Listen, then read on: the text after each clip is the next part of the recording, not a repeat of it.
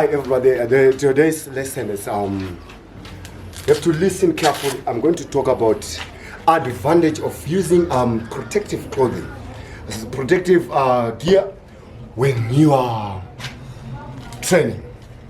So I'm going to start with the gloves today. Right, advantages of wearing gloves. You punch whenever you want to punch. Why? You are protecting yourself from injuries.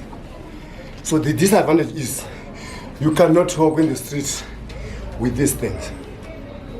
Right? So when you are punching with the gloves, remember we have some dangerous punches over here. Punches like this. So remember with your soft hand or something, then you go punch someone here. Right? For example, you go and punch something like this, right? With this, right? So that's hard part with this. So it automatically becomes a disadvantage because we are used as a, remember that when we train, we are training the training from the head to the muscle memory. So whenever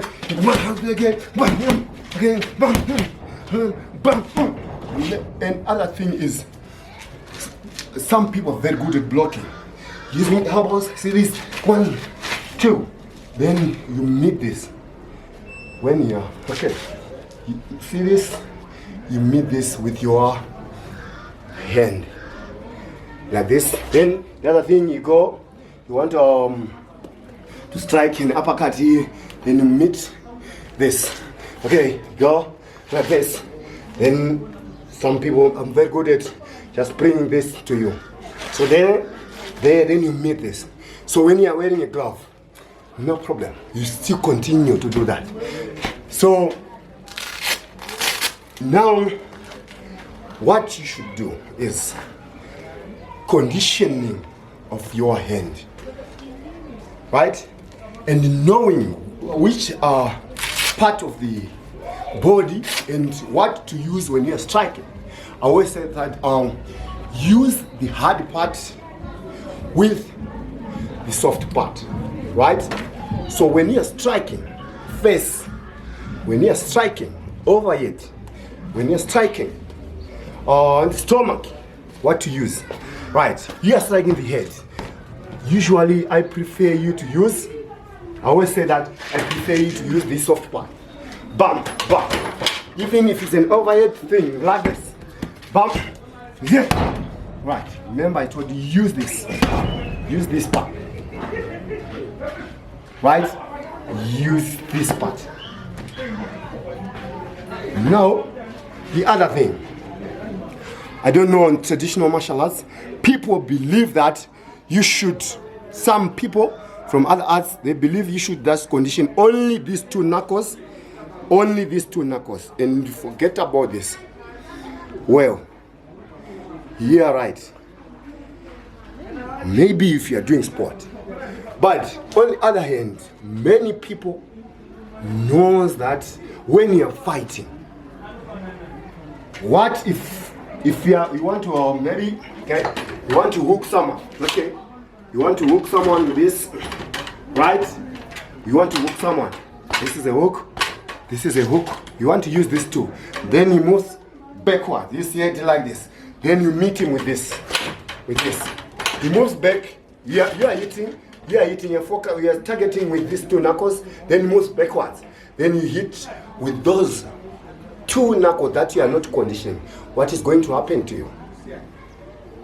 Right? So I believe, I myself, you should condition the whole part of the hand. Right? Every part. You are doing a press ups, go with these two, go with the whole hand. When you're practicing the same. Right. This part. Both we are going to meet him. Okay, you're going to him. Right. With him. It's both sides. Because remember, you want to hook someone. Yes.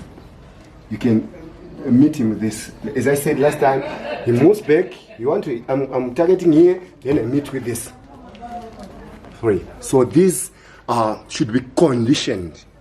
This hand to be conditioned. Both 1, 2, 3, 4 to be well conditioned. Then the other thing, here, you should make sure that you condition this. Right. Why conditioning? As I said, we are not created to fight, but we are using our brains to fight. So take note of this in the street. Yeah, in the ring, yeah. Okay, I'm doing what I was taught by my teacher. But yeah, why? Because I'm fighting someone who knows how to fight. So now the bad guy is a street fight. Street fighter changes your fight. So we ended up using those parts that we are not conditioned. So make sure when you're conditioned, condition the whole hand. Go here, both part of your hands. Make sure your hands conditioned well. Okay, that's our lesson for today. See you on to the next lesson.